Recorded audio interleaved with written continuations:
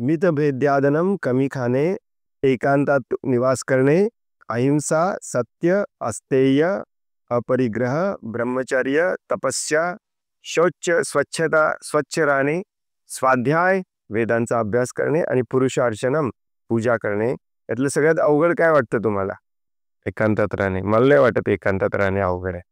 हरे कृष्ण प्रभुदेश. तर छान आहे, कारण तिकडनं सुरुवात होते ना, कमी जर खाल्लं तर आपण सगळ्या गोष्टी पाहू शकतो. हा. हरे कृष्ण.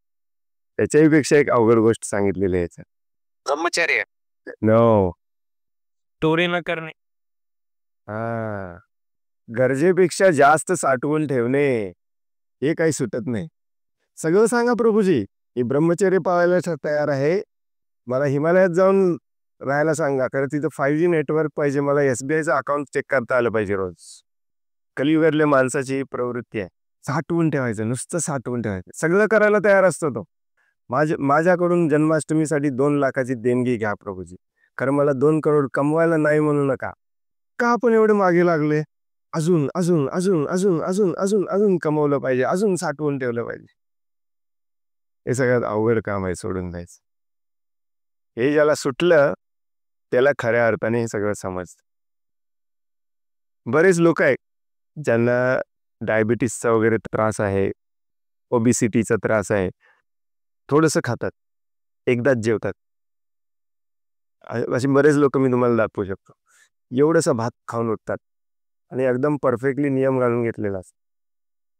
पण त्याला पैसे कमवायचं बंद करायला सांगा, नो म्हणतो तो लगेच. एवढं सांगू नका प्रभूजी. खूप कठीण काम आहे.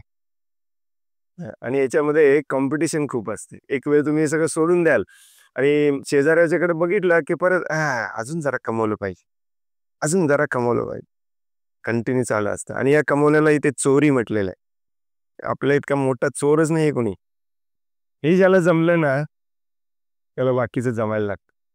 तर तुम्ही म्हणाल प्रभूजी तुम्ही कन्फ्लिक्टिंग सांगताय. मग तर म्हणाला जीभ कंट्रोल ठेवायला येस, कमी खाणे याचा अर्थ हा पण आहे. ठीक आहे, मी 1 पुरी खातो, कारण 100 पुरी साठवून ठेवतो. याच्यात काय अर्थ आहे? साठवून पण ठेवायचं बंद केलं पाहिजे. बरोबर आहे. पूर्वीच्या काळामध्ये बँका नव्हत्या, तर लोक धनधान्य साठवून ठेवायचे मोठ्या मोठ्या मोठ्या पेवामध्ये. 4 वर्ष 5 वर्ष पुढच्या पिढीपर्यंत पुरेल एवढी ज्वारी धनधान्य साठवून ठेवायचे. आज आपण एक्झॅक्टली सेमच करतोय, फक्त पैशाच्या स्वरूपात साठवून ठेवतोय. ठीक आहे, कमी खायला आपण शिकलो. 1 पुरी खाऊन बास केलं आपण, अर्ध पोट भरलं. शास्त्रात सांगितलंय अर्धच पोट भरायला पाहिजे. परंतु पुढच्या 10 वर्षाच्या साठी लागणारी पुरी कशाला साठवून ठेवतोय आपण? त्याची गरज काय?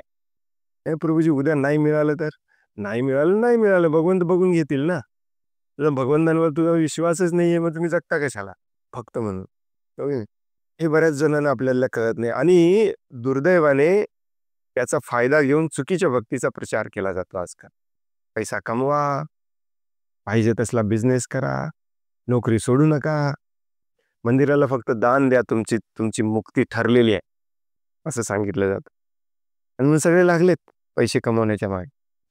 काय गरज आहे? विचारच करत नाही आपण, काय गरज आहे एवढं सगळं कमवून ठेवायची, एवढं सगळं साठवून ठेवायची? म्युच्युअल फंडमध्ये इन्व्हेस्ट केलंय, पोस्टात इन्व्हेस्ट केलंय, इकडे इन्व्हेस्ट केलंय, तिकडे इन्व्हेस्ट केलंय, SIP काढलाय. पुरी खातोय एकच, 1000 पुऱ्यांची व्यवस्था करून ठेवली.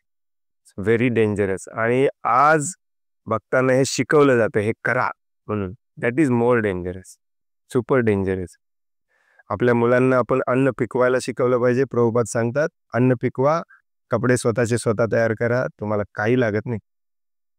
1 एकरमध्ये तुम्ही नुसतं फळांची झाडं जरी लावले, तुम्हाला काही करायची पण गरज नाही. एवढी फळं येतात की नुसती फळं खाऊन तुम्ही जगू शकता. कसली चिंता करायची? चिंताच नाही. मग लोकांना स्टॉक मार्केटमध्ये पैसे गुंतवू नका, जुगार आहे सांगितलेलं पटत नाही. हे असं कुठे असतंय का? कॅल्क्युलेटेड असते, असं असते, तसं असते. परवा आम्ही एक तात्पर्य वाचत होतो शिल प्रभुपादांचा. मी आणि शुभुलास प्रभू मिळून इंग्लिशमध्ये वाचत होतो. तिथे प्रभुपाद लिहितात, तात्पर्य होता का लेक्चर होतं प्रभुपादांचं. ते प्रभुपाद म्हणतात की बँकेत व्याजाने पण पैसे ठेवले नसले पाहिजे. ती पण म्हणजे जुगारच आहे. आपण हे FD वगैरे करतो काय, हे पण केलं नसलं पाहिजे. कधी शुद्ध होणार आपण? कालच्या आमच्या कार्यक्रमामध्ये एक एक जण सांगत होते, खरंच छान, मस्त वैराग्य पाहिजे. गुजरातमध्ये ऐकलं का तुम्ही?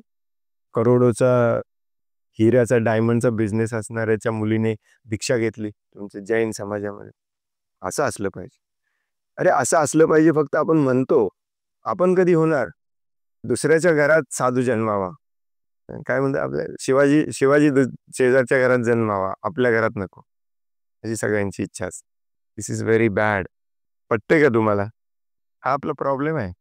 याच्यात पहिली गोष्ट म्हणजे तुलना करायचं बंद केलं पाहिजे. तुलना केली की आपल्याला वाटतंय की त्याच्याकडे करोड आहेत, माझ्याकडे प्रभूजी 1,00,000च आहेत, माझ्याकडे अजून कुठे जास्त आहे, थोडं अजून जास्त साठवू द्या ना.